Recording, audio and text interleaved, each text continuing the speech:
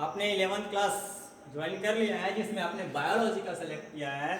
तो बायोलॉजी हमने चूज क्यों किया है इसके बारे में आपने थोड़ा बहुत तो सोचा ही होगा। तो अब मैं आपको बायोलॉजी के बारे में बताने वाला हूँ जिसमें आपका चैप्टर फर्स्ट में है द लिविंग वर्ल्ड। ठीक है, तो सबसे पहले हम लोग थोड़ी सी, जब आपने बायोलॉजी ले ही लिया है तो हमको बायोलॉजी के बेसिक के बारे में जानना पड़ेगा। इसमें बेसिक हमारे क्या है, आधारभूत कुछ शब्द उसमें क्या क्या है उनके बारे में। तो वास्तविक में हमने सोचा भी तो होगा ना कि हम बायोलॉजी ले रहे हैं तो इसके अंतर्गत हमको क्या क्या पढ़ना पड़ेगा। ठीक है, तो चलिए इसमें जैसे कि बायोलॉजी के आप जैसे सब्जेक्ट वहाँ पे सेलेक्ट किए हैं वैसे ही आपको रसायन विज्ञान, भौतिक विज्ञान और बायोलॉजी जिसमें मिल गया, जिसमें बायोलॉजी में आपको, ठीक है, बायोलॉजी में जीवित जीवों का अध्ययन करना है, जीवित जीवों के गुणों के बारे में अध्ययन करना है, जीवित वस्तुओं के बारे में अध्ययन करना है। ठीक है, तब यही कहलाएगा। तो बायोलॉजी की सिंपल सी परिभाषा होता है विज्ञान की वह शाखा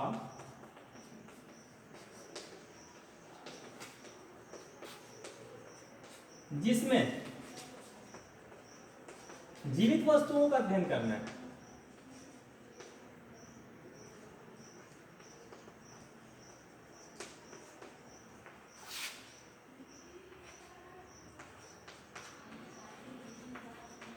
किया जाता है तो उसको बोला जाता है बायोलॉजी। बायोलॉजी जो होता है वो दो वर्ड से मिलकर बना है। एक होता है बायो, यहीं पे इस पर दिख रहा है, दूसरा है यहाँ पे लिखा हुआ है लॉजी।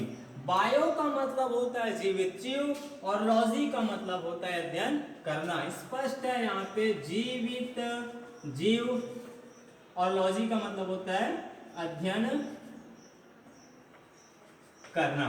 तो आपको स्पष्ट हो गया, जीवित जीवों के बारे में जब क्या करना है, वहां पे वस्तुओं के बारे में उनको अध्ययन करना है, तब ये क्या कहलाएगा, आपका बायोलॉजी कहलाएगा।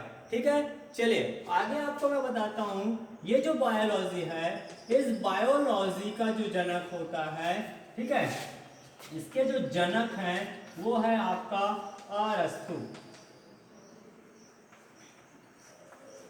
ये अरस्तु है वो आपका क्या कहलाएगा, जनक कहलाता है। इस प्रकार से आपके बायोलॉजी को दो भाग में बांटा गया है। एक कहलाता है जंतु विज्ञान और दूसरा कहलाता है वनस्पति विज्ञान। तो ये आपका जंतु विज्ञान की बात करें जिसमें जंतुओं का अध्ययन किया जाएगा, और वनस्पति विज्ञान की बात करें तो इसमें केवल वनस्पति मतलब पादपों का अध्ययन किया जाएगा।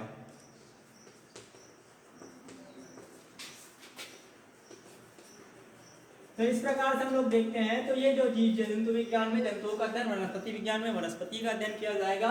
इसके जो जनक है वह भी बायोलॉजी के जनक के जैसे अरस्तु ही है, जबकि वनस्पति विज्ञान का जो जनक होता है वह आपका थियोफ्रास्टस है।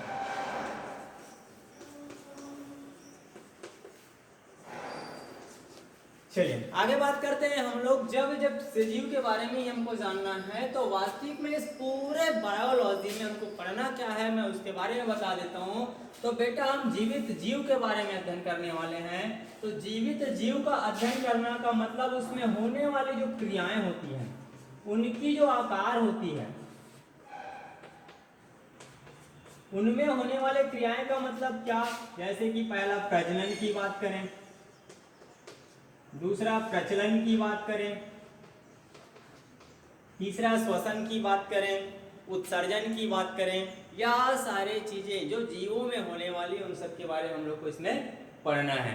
ठीक है, चलिए अब मैं आगे बता देता हूं। तो अब जीव, जिसको हम सजीव कहने वाले हैं, जिसको हम जीव कहने वाले हैं, उसमें वास्तविक में उसके क्या होते हैं, लक्षण क्या होते हैं, जीवों के लक्षण।